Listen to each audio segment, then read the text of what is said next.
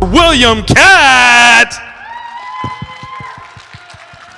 Oh my God, believe it or not, what just happened?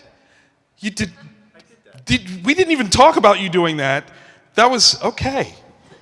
A throwback. Does his own stunts and everything. Oh my gosh. William, how are we doing today? I'm doing well, man. How about you? Oh man, I'm having a blast, having an absolute blast. This is an absolute honor.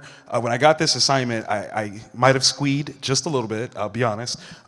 Greatest American Hero is one of my favorite shows. But I want to talk about your origin story because that's what kind of good comic book fan I am. Oh, okay. You come from an acting family. What was it like to grow up with Hollywood being so close to you? Well, anyone else that's grown up in a Hollywood family would tell you, as a kid, you don't know any different. Okay. You know, it's just mom and dad. Just seems simple. And their celebrity friends that you don't know that they're celebrities. If you don't mind elaborating on that one, who is someone that came by for dinner once or twice and you're like, wait, you're who? We had, well, the few that I can remember, Jock Mahoney was a real good friend of my dad. Jock Mahoney was a very famous stuntman. Yes. In the industry. Very, very renowned. He's an icon. Clint Eastwood was a friend of my dad's. Wow. And he would come over occasionally. But that's all I remember. I mean, that's really pretty good, though. I mean, that's high stakes right there. Yeah, but I got to meet some great people. My dad was Bill Williams. Did a lot of westerns in the 50s, Kit Carson most notably. And my mom is Barbara Hale. That's right.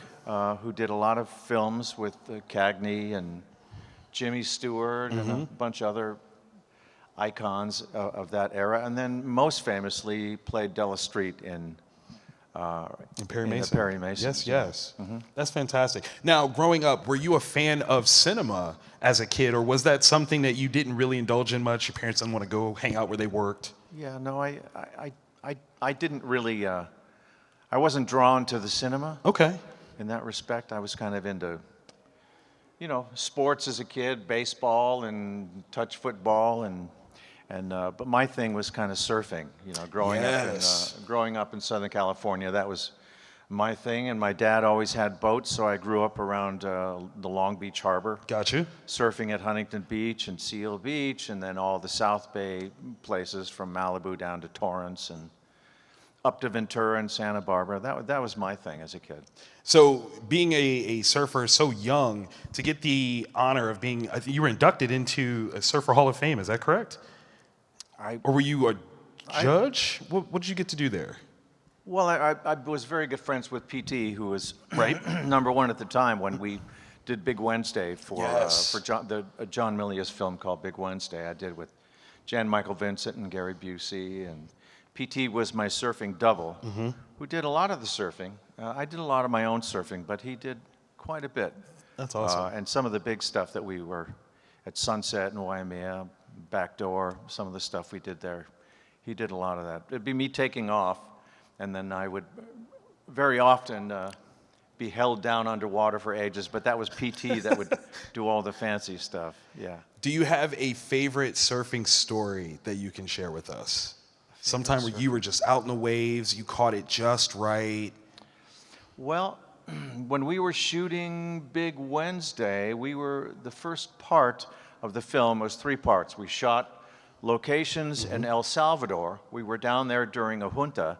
Oh, wow. So we were protected by one of the 14 families down there. We were on a very isolated out toward the coast by La Libertad. There's 2 places, Sunsol and La Libertad were the 2 main surfing spots down there. And one of the most notable things about that is at Sunsol, it was like almost a quarter of a mile out to the surf lineup, and we couldn't have leashes at the time because we were replicating what they did in the early part of the 60s, right? 64, 65, 66 in that time. There was no board leashes at the time. So when we would fall off of a wave or something, we had a huge swim you know, everybody would start laughing and clapping because they knew you had a quarter-mile swim into the beach. And the remarkable thing is there was a lot of sharks. Oh, wow. So you'd see swimming real close to you. There would be these dorsal fins real close to you. And, but no one ever got bit, you know. Thank goodness for that one. That's as close as I ever got to surfing with sharks. Okay, all right. At least that you know of. Like, you could have been in the water sometime and it was like, oh, nope, that's William Katt. We're not going to bother him. That's. I fell on a sea lion once up in Santa Barbara. Wait. I fell on a sea lion, Yes. scared the shit out of me. Scared the shit out of me. I popped up and I go, and right where you are, this big sea lion, his head popped up. He's like, I'm surfing here, sir. Yeah. What's going on? Yeah. That's kind of amazing. I shat myself, I'm sure. He did too. I'm absolutely certain of that. Okay, so being that sports were such a heavy part of your life, to transition into acting, what sparked that moment of change for you? I did a little bit of acting when I was a kid. I did an episode of Rawhide with my dad and That's Clint. awesome. I did a couple things on The Masons when I was a kid. But then it kind of, I didn't have a desire to do it as a profession. But in college I started to, I chased a girl into the auditorium my first year of college. And there was an acting class going on. And it turns out the teacher was a gentleman by the name of Jack Holland, Professor Holland. And he was friendly with my mom and my dad, unbeknownst to me. And he encouraged me to join the class. I did 10 weeks late, made up all the assignments.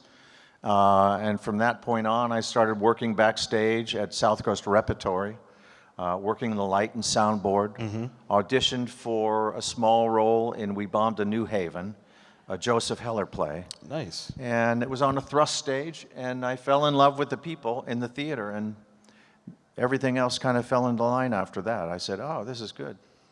And then I did a couple episodes. I did a film with a TV movie with Yaphet Kotto and David Janssen called Night Chase. And I did the pilot episode with Angie Dickinson of Policewoman. I played a killer. I got to put my arms around her and hold her in my arms in an elevator for 3 days, so that was pretty exciting. Life was hard, so hard. She was a very pretty woman. And anything followed after that. You know, I started making money, and that was it. No, I totally understand that. There is a difference between acting for the stage and acting for the small screen. Do you have a preference for which one you really, really enjoy the most? Well, I like being on stage. Okay. I like being on stage. I like having a script and then going off script, and you know, it doesn't. When the play goes up, the curtain goes up. No matter what happens, you got to go on. That's know, right. Whether there's a set piece missing or someone goes up on dialogue, you can't stop. You got to go to the end. And I like breaking the fourth wall in those opportunities when I've had to do plays, and I get to break the fourth wall. I enjoy walking right up to somebody and looking in their face and doing the dialogue, you know, and messing with the audience. That's always fun. I love that. I love that. Do you have a particular genre that you like to act in? I mean, you have a number of different things in your resume. Do you have one that's a favorite? No, I like doing everything. I think I really enjoy doing comedy when I've been able to do it. I mean, that pratfall was spectacular. No, it wasn't. No, it really was. But I like being, you know, my thing has always been being a real guy in an absurd situation. Yes. That's my thing that I like to do. I love that. I love that. And for the season, I want to kind of dwell on that one a little bit. The movie House is such a very good example. Yes, indeed. Yes, indeed. A real guy in a- Make some noise for House. How many of you have never seen House? Like, hold on. Oh, we got to change that. We got to change that. Such a fascinating showcase of a guy that's kind of in a situation that's so above what he's thinking it is, but at the same time, very, very personal of an experience for him. How fun was that to kind of play around with that supernatural portrayal of kind of like a therapy session of sorts? Yeah, it was real fun. I mean, the script it's all in the script, you know, and that combined with the catalyst for all that humor was really Steve Miner, the director. Okay. I mean, he's really a fun guy, and he's always left of center, and thinks outside of the box, and that's great, great stimulus for me. You know, when he says go play, I Oh, said that's awesome. okay. Done and done. Yeah, Done and done. Fred Decker wrote that one, who also directed Monster Squad, which is another classic movie from the 80s. Are y'all fans of Monster Squad? Okay, just checking, just checking. When it came to some of the creature features of House, was there anything that you saw that you were just kind of flabbergasted as to how they put that together? Well, yeah, the main monster that comes out of the closet. Oh my God. You know, I always thought when I first saw it, it was the sculpting on that monster was extraordinary, and I was always remiss that they did not feature that. They didn't do a slow pan over the side of that monster that came out of the closet, because what people tended to miss was that it was all related to Vietnam and the atrocities that took place in Vietnam. And you had all these great sculptings of the horrors of that time and place. Right. And it wasn't really featured in the film. There was never a slow pan across it or anything. You know? And I wish they would have had, I wish that would have been put into a museum, you know. But at the time, the materials that they were working with, I don't know exactly what it was, but latex or something, but it decomposed. So all those great sculptings and things, they just deteriorated. Lost to time. I think that's also one of those interesting things when it comes to art and the phenomenon of the Vietnam War, how much art was dedicated to talking about it as a commentary that we don't really see as much now. We don't have that connection to it. We've kind of lost it to time as well. Did you have any particular connection to the Vietnam War that made you want to really tell that story or be a part of that movie? No. Okay. I was drafted in '69, but I had a friend that was in the Air National Guard, a high-ranking officer, and so she said, quick. So I went and I joined the Air National Guard and did my 6 months active duty, and then every month I would go away.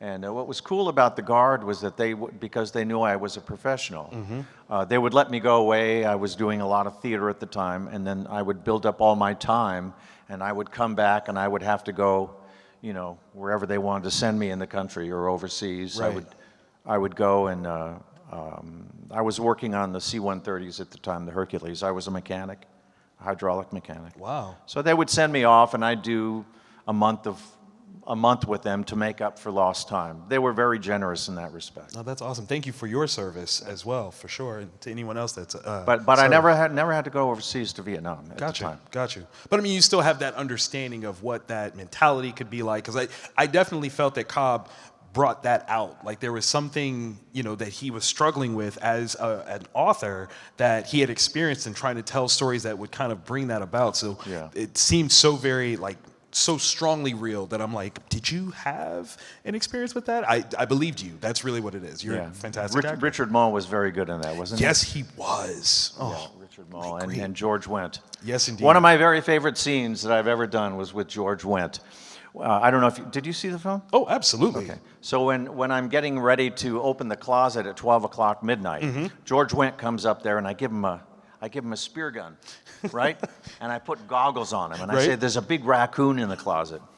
And that scene, to me, was one of my favorite scenes I've ever done. I love that. And George had very little to say, but he was so good. Very powerful. Yeah. I love that. That's fantastic. I think we would be remiss if we don't start talking about some of your superhero work. Okay. And I'm going to skip Greatest American Hero first. I want to go to some of your voice acting stuff. Oh. Because you have played quite a few DC characters, well, two in particular, Hawkman being one. What drew you to those roles as Hawkman? Well, nothing drew me to them. I had worked at Warner Brothers a few times, and the director, excuse me, I can't remember her name offhand. She's retired now. Andrea Romano. There you go. I got you. How do you know that? Super geek. Don't let these shoulders fool you. I am nerdy. Well, I was friendly with Andrea, and I had worked on a number of things with her.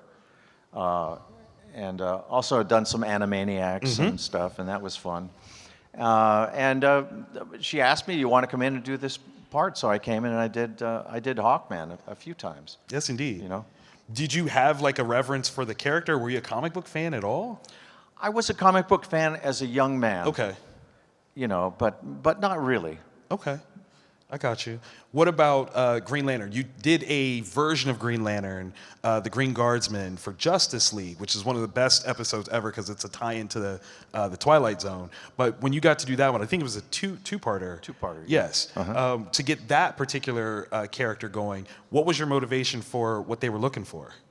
A paycheck. That's fair.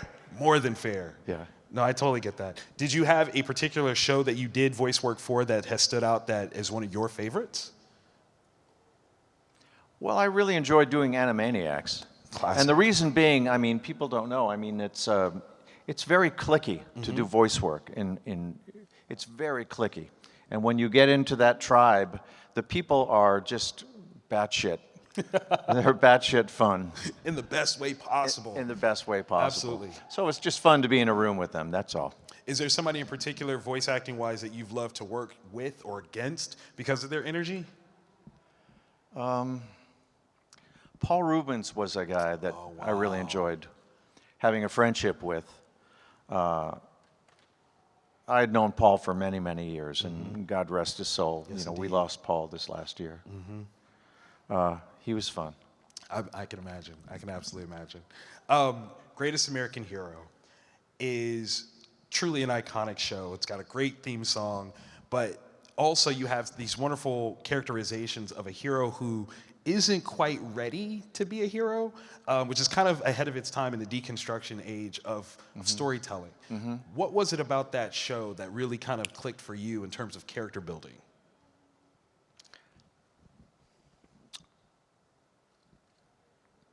Well, first off, Bob Culp and I didn't get along initially. Oh, no. There was a little bit of animosity between the two of us initially. But I think that really worked in the show. I can see that. And if you see the pilot, it was kind of, we shot that in pretty much a linear fashion. So at the beginning of the show, we did all those scenes first, and then we moved on. And so I think that the two characters of Bill Maxwell and Ralph Hinkley, they didn't get along because they were cast together by the green guys. Right. Right? So it kind of worked. Our not getting along personally kind of worked in the beginning of the show. But after a couple weeks, I went to Bob and we sat in his trailer and we came together and had sort of a détente. And a working arrangement, and we got along and became very good friends. That's good. You know, before too long, we were very good friends. I love that. I love that. This is a show that, strangely enough, is affected by true life events. When the name change came for the very short time that it happened, was that something that you fully understood, were in agreement with? Oh yeah, yeah. It was the afternoon when former President Ronald Reagan was shot. It was that afternoon they decided to change the name. They didn't like the Hinkley association. Right. So he became Mr. Henley for one episode, and then the story is Michael Pare in the classroom on the next episode, hey, Mr. H. And the producers loved that, and from then on he was called Mr. H. Simple, super simple. Yeah. I love that. Was there a particular superpower that you got to kind of display that you really enjoyed or thought was absolutely the most fun to try to bring to life? Flying, that would have been Okay. it. Flying was great. One of my favorite, we worked a lot with helicopters. And one of my favorite days was working in the San Fernando Valley, and there was a helicopter sequence, and my stuntman, Dennis Mantalone, who I'm still very friendly with, was supposed to do this thing on this helicopter and fly around on the strut of this helicopter as he's trying to bring it down to the ground, right? And Dennis got really, really sick that day. Oh, no. So before the producers could say no, I ran out there and got on that helicopter strut. And I laid down there, and they flew me around. They were only supposed to go 5-10 feet off the ground, and we went up there 500 feet and down, and I was not strapped off. No, I was not strapped off. I was just holding on like that. And it was the most fun I've ever had. Man, you are a daredevil through and through. I love it. I absolutely love it. Now, I did read that this wasn't the most comfortable like costume to wear. What was it made out of? Oh, it sagged in all the wrong places. It was hot in the summer and cold in the winter. Oh, that's unfortunate. Yeah. So unfortunate. Yeah. But the idea of this suit giving you these wonderful powers, if there was a return to this show, would you be up for doing it now with a different suit, of course? In a wheelchair, probably. I mean, Right? you know, Mr. H could do it. You know, the suit. Maybe that's the story right there. You start off in a wheelchair, you put the suit on, and it stands you upright. No one thinks that it's you because, oh no, that guy was in a wheelchair earlier. Yeah. Well, I don't know. All the AI that's now seems to be used quite often. They can make, you know, I think Jeff Bridges, they're doing Tron 8 or 9 or something. Yeah. Tron, once again. Yeah, they're going to make him young again. Absolutely. I think that would be fun. There were a lot of story bits for the show that they did not actualize in terms of other potential wearers of the suit. Was that ever something that you? The script was presented that there, you know, we had, I think, and Bob Culp was a very, very good writer. Bob Culp always thought of himself as a writer first, a director second, and an actor third. Wow. And in fact, a little bit of trivia. When he was doing I Spy with Bill Cosby, Bill Cosby won the Emmy for an episode of that. And what people don't know is that script he won the Emmy for, Bob Culp wrote that script. That's incredible. Yeah. Okay. Now, you've got some writing credits yourself, specifically with the comic book adaptation. Oh, yeah, of we this. did. We thought we were going to have a long run with the Greatest American Hero comic book. But unfortunately, we partnered with someone who didn't keep his promises. So I just said, I can't do it anymore. Would you be willing to come back to that? I mean, as a writer, that could be a little bit fun. Yeah. It was very time-consuming for me because I was doing most of the writing with a buddy of mine, and I just couldn't do it anymore. Okay, all right. That's more than fair. I want to invite you guys to ask some questions. We do have a microphone over here, so if you guys want to carefully, quietly make your way over, don't be shy. You're allowed to go over there.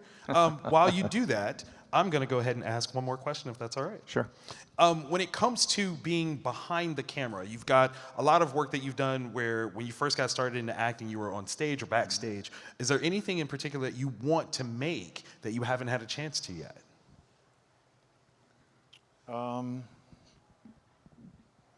I've directed a few films and directed some equity productions, some theater. I can't think of anything right now that I haven't already done. You know, I've had my 15 minutes, and I'm quite content to.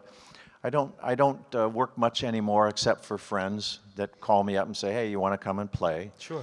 I just did a film with Alfred Molina, that wonderful stage and film actor. A film called When We Get There. Should be out this next year with him and Mindy Sterling, that we know from a lot of some of the Mike Myers films. She's just a hoot. And so I did that, and I'd done a couple other films and directed a few films, and you know, I pretty much, I can't think of anything that, I really enjoy coming to do these cons. We appreciate that. 4 or 5 times a year I'll do these cons, and I really love meeting everybody and saying hi to the fans, and that pretty much fulfills me at this stage of the game. I appreciate that. Hello. I guess I'll be the first guinea pig. Not a problem. Mr. Katt, thank you for everything you've put on the film. Well, thank you. You said that you prefer to do stage. Is there a particular role in any Broadway show or non-Broadway, past or present, that you would is the one role you're like, I want to play that, and that's endgame for like what you would want to play? Well, when I did Pippin with Ben Vereen, Chita Rivera, that was a high marks. Probably at the zenith of my stage career. I'd done, over the last 35, 40 years, I've done theater almost every year. I've done some type of theater. I got to work with Randy Newman years ago, the education of Randy Newman up at ACT in Seattle. It was a master class in working in music. Absolutely. I don't know, after you work with Fosse and Randy Newman, I don't know. It's hard to top that. It's hard to top that. I can't think of anything offhand I'd like to do. I never got to do West Side Story. I wanted to do Tony when I was a young man. I really wanted to do, I know it's old school, but I really wanted to do Fantastics. Yeah. And I never got a chance to do that. I'm not too old. I probably could still do El Gallo in the Fantastics, but no one has ever asked me, so. Let's change that. Yeah. Let's change that right now. Hello. Hi. Like a lot of folks, I was surfing the internet trying to find entertainment during the pandemic, and I ran across a film called The Man from Earth. Oh, yeah. Yes. And I was wondering if you could talk a little bit about it. I thought that was a wonderful film with a Absolutely. great cast. Oh, thank you. Thank you. You know, that was a wonderful, wonderful script. Have a little mush brain right now. I can't remember the name of Jerome Bixby was the author of that. A famous sci-fi writer. I read the script, which my agent reluctantly sent to me, and because she didn't want me to do it because it was a very low budget film, but I read the script and I couldn't stop turning the page, and that's a sign of a good script. Absolutely. By the time I read the first 10 pages, I couldn't put it down. And we did about a week of rehearsals, and we shot that in 6 all-nights. We shot that film.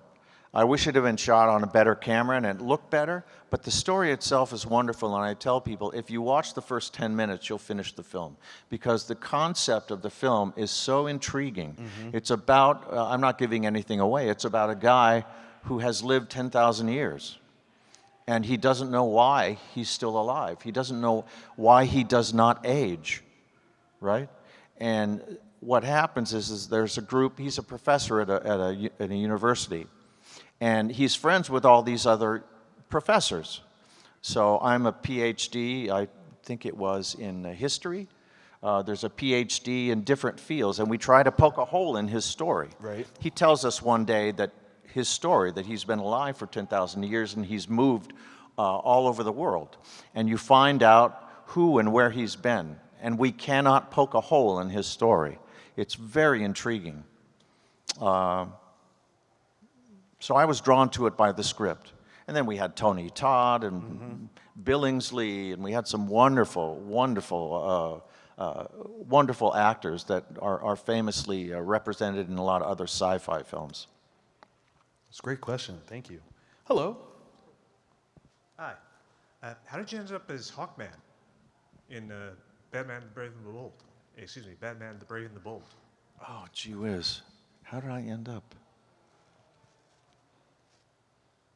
I don't know. I must have walked in with some wings strapped on my back or something, and they said, "Oh, you look just like the character." I mean, you do kind of give some Hawkman vibes. I Yeah, can there see you the go. Thanagarian aspect of it. Are you a Hawkman fan? No, I'm just a Batman the Brave and the Bold fan. I mean, that's an there you absolute go. fantastic show. So I totally dig that. To piggyback off of that, were you like singularly recording, or were you getting to work with a group when you guys did that one? It's kind of a mixed bag. Sometimes you work in a group, sitting in chairs, and you each are in your own sound booth, and then the director sits separated from you, and you get to read the lines, and and sometimes you come in alone. So, Thank you. yeah. Did you get to work with Dietrich Bader much when you were doing that one, or not much at all? No, not much. Okay. Darn. I know, right? Yeah. He would have been so happy to get to work with you. It's his loss. Hello. Hi. So I know I'm reading a book right now called De Palma's Decade, and I know you screen tested for both Lucas and De Palma, and I was just curious, which role did you really want more, Luke or Tommy? I just wanted a paycheck. You know, I was a starving young actor at the time. I was working at the Mark Taper Forum periodically. I was had been, the way I got started there was I ended up in a master class that Gordon Hunt was teaching. Gordon Hunt was a very, very well-respected teacher at the time, but he was also a casting agent for the Mark Taper Forum. So I did 3 or 4 plays for him, sometimes in small roles, sometimes in an understudy role, and what was the question? If you had a preference between, between being Tommy or Luke. Oh, there you go. Yes. Okay, I told you I have sponge brain today. It's all good. It's all good. I really didn't, I wasn't aware of who either of these directors were. Mm-hmm. You have to look back at the time. George Lucas was really, I think he had only made one film before this. American Graffiti. Oh, Graffiti, yeah. Yeah, and then THX. Yeah. So I really wasn't, I wasn't aware of, I was just hoping I could get something. Mm-hmm. And I didn't get the part of Luke Skywalker, but my God, Mark Hamill did such a beautiful job with that. Indeed. I can't imagine anyone else other than him being that role. But I did get to play Tommy Ross, and I felt very fortunate in that. We all had careers as a result of Absolutely. that film. Absolutely. So, I was just wondering, like, what was it like to work with De Palma? oh, it was great. Like, It was. Do you have a specific memory you like hold on to? My first memory working with Brian was walking into his apartment. He was in Hollywood. He had an apartment in Hollywood off Fountain, near Crescent Heights. Mm-hmm.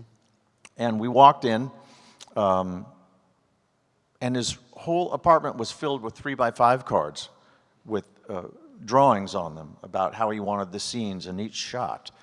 And I just thought I had never seen anything like that. That's one of my clearest memories about that.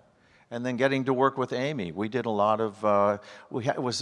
Before they had video cameras, so they had a little reel-to-reel tape, and he would record the scenes, and we would improvise and look at the script, and we would make it our own. He would say, "Make it your own," and we would change the dialogue and use some of his dialogue, and then we would go away, and then the next day we would come back, and the dialogue had been changed according to what he saw as a director.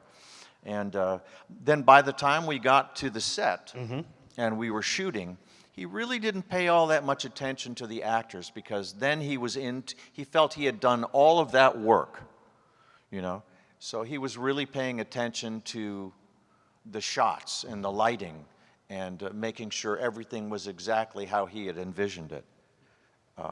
But he was very attentive when we were rehearsing. And I'm sure he spent much more time with Sissy, who was the main lead, and with Piper. Thank you. Had you read Carrie before you got cast? No, I read the book after I was cast. Okay. Yeah. Was there anything from the book that you would have wanted to see in the movie that y'all didn't get to do? No, I didn't really. I didn't really care for the book when I read it. Honestly, I didn't know how they were going to make a movie out of it. It's fair. And when you read the script, it was a little bit different. Very, very. It was different from the book, and unfortunately, I never got to meet Stephen King. Oh, he that was came. gonna be my next question. PJ Souls tells me he came to set one day. Okay. But I wasn't working that day. And again, his great loss. I'm telling you, if you ask him right now, he'd be like, who I really wish I'd met? William Katt. Yeah. Absolutely. It's absolutely true. Yeah. Would have changed his career. It would have. Yeah. It would have. Like, everything would have been, like, so much better. So much better. Any other questions? Okay, well, go ahead.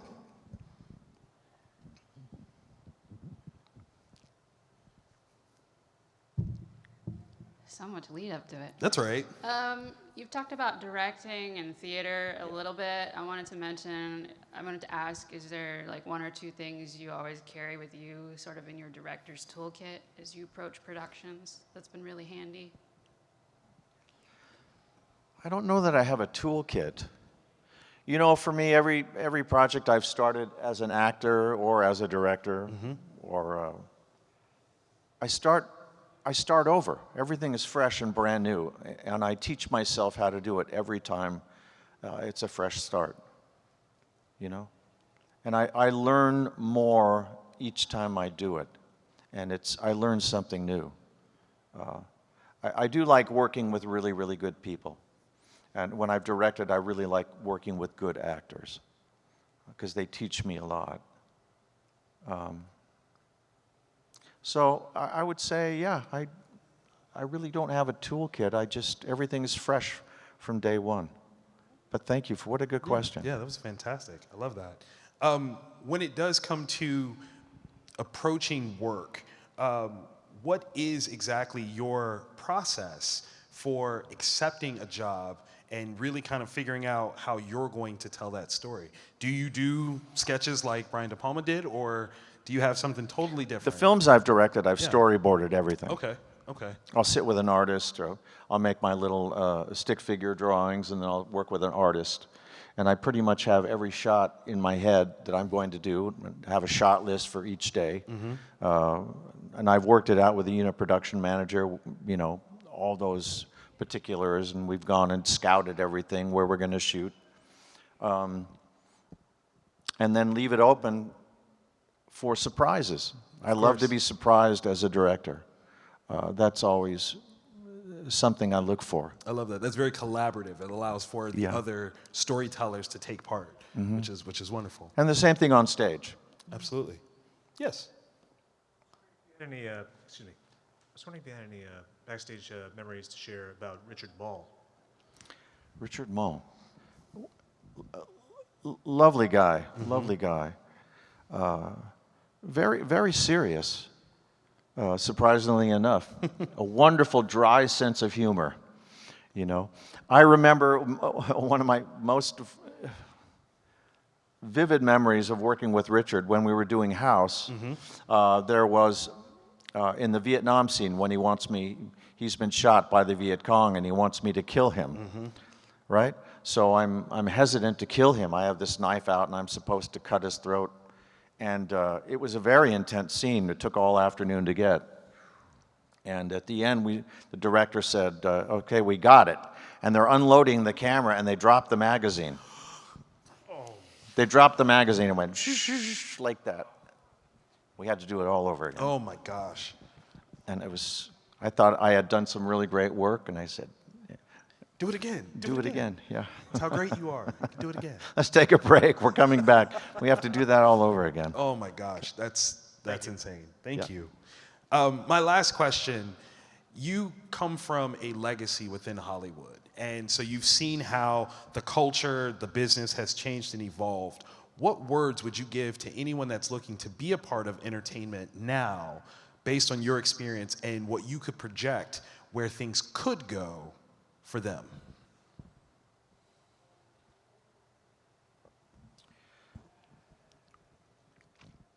I think we're in a very strange place in the film industry and the television industry right now, because with the advent of AI,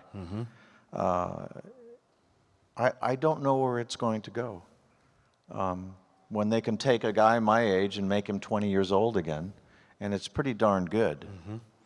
Or they can take someone who is long deceased and bring him back to life.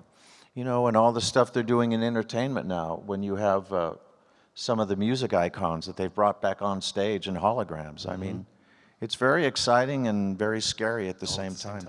I don't know what I would say to a young man. I mean, it's changing. It's so fluid, you know. Well, the world is fluid right now. Indeed. So I don't know what advice I'd give. For me, I mean, I'm such a... I lean into the stage more so than film and television, so I would say just get up on, as a young actor, get up on stage, do community theater, college theater, community theater, get up there and never stop learning, and don't take no for an answer. That's all I would say. That's the most important thing right there. I mean, telling people to follow their heart and have some gumption, that's huge. So that's perfect, actually. Before we get out of here, we're going to do a stage selfie. I believe we've got a photographer backstage, I think, hopefully. Yes? Yay. So I'm going to invite all of you guys that are down here in the audience to come up towards the stage here. And then, William, we're going to have you line up here. And we're going to have a picture where you are facing this way. And we're going to capture this. And if you guys are interested in purchasing a copy of this photo, you can get it from the booth out front. But right now, as you guys are making your way over here, do me a favor and make some noise for Mr. William Katt, please. Okay. Thanks, you guys, so much. Yes, indeed. Yes, indeed.